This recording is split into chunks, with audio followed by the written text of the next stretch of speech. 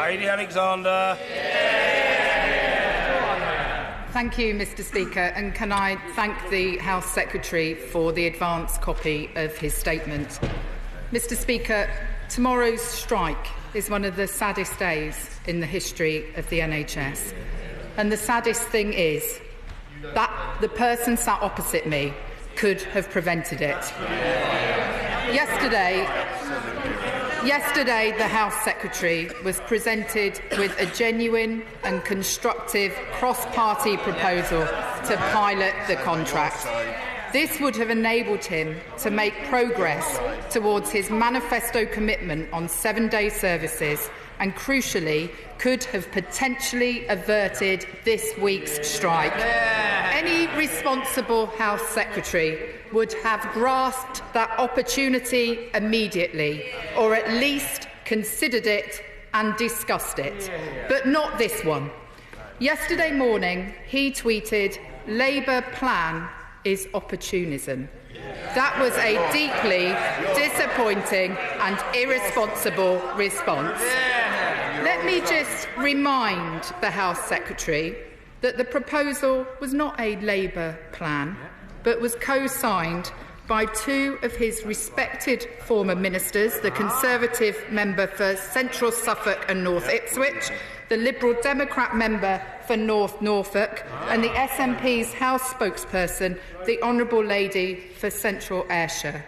And let me also remind him that it not only had the support of a number of medical royal colleges, including the Royal College of Surgeons, but crucially, the BMA had indicated they were prepared to meet with the government and discuss calling off Tuesday and Wednesday's action. The House Secretary claimed yesterday that a phased imposition is the same as a pilot.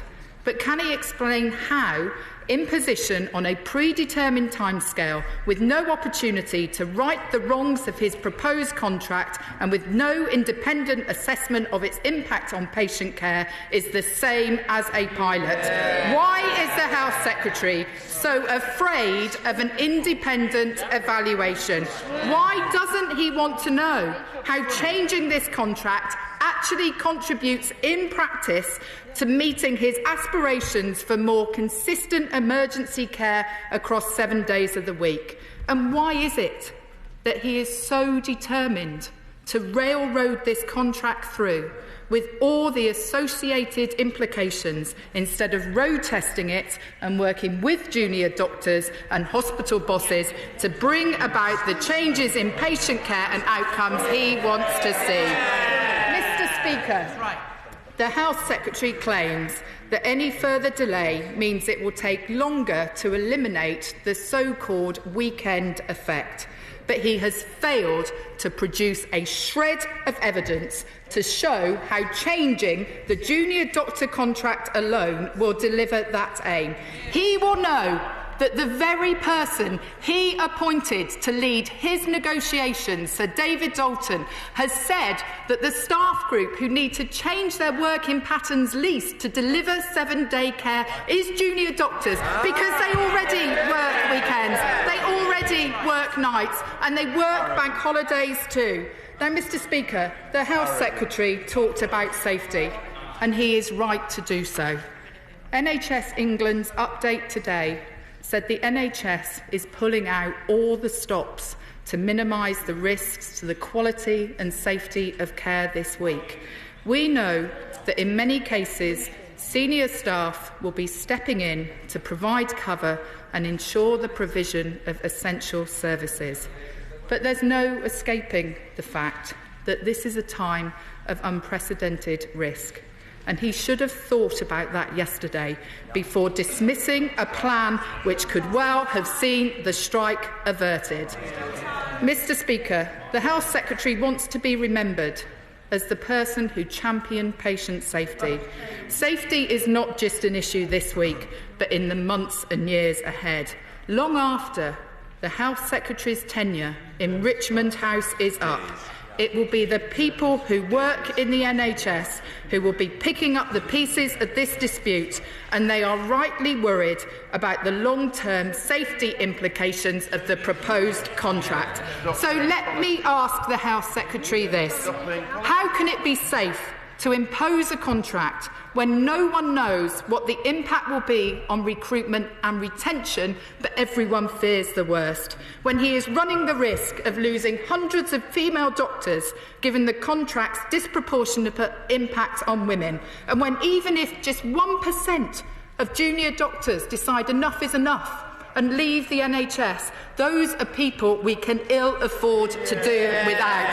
Mr. Speaker, how can it be safe to impose a contract that risks destroying the morale of junior doctors, when the NHS doesn't just depend on the goodwill of staff going the extra mile, but it survives on it, and this Health Secretary is breaking that goodwill?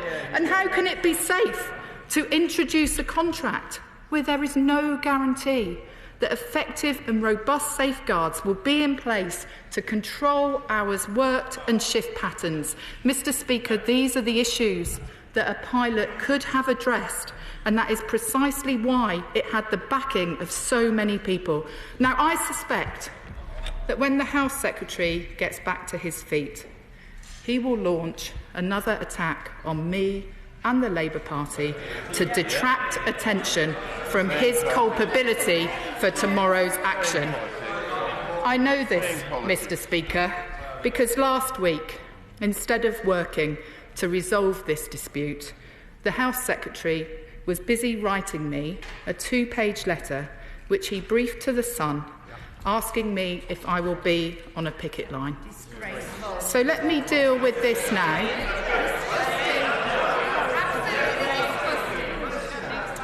Let me deal with this now in the hope that we can get some constructive answers from the House Secretary. No, I won't be on a picket line tomorrow or Wednesday, but that's not because I don't support the junior doctors' cause, and it's certainly not because I feel even an ounce of sympathy for the Health Secretary. It's because I think patients affected by this dispute want to see politicians working together to find a constructive solution.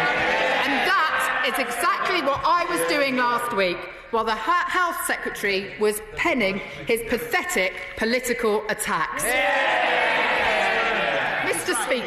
Mr. Speaker, I'm flattered that the House Secretary attaches such significance to my actions, but the truth is, it is his actions and his actions alone that can stop this strike. Not me, not the Labour Party, him. If he ploughs on, then I warn him now that history will not be kind to him. It will show that when faced with a compromise, the Health Secretary chose a fight. When presented with a way out, this Health Secretary chose to dig in. And that when asked to put patients first, this Health Secretary chose strikes. Mr. Speaker, the way the government has handled this dispute is the political equivalent of pouring oil onto a blazing fire.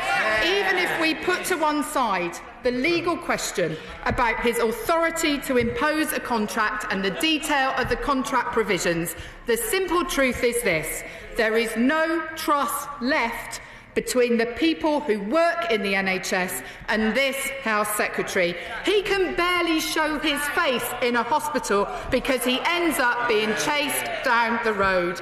This is a deeply sad day for the NHS, and even at this 11th hour, I urge him to find a way out.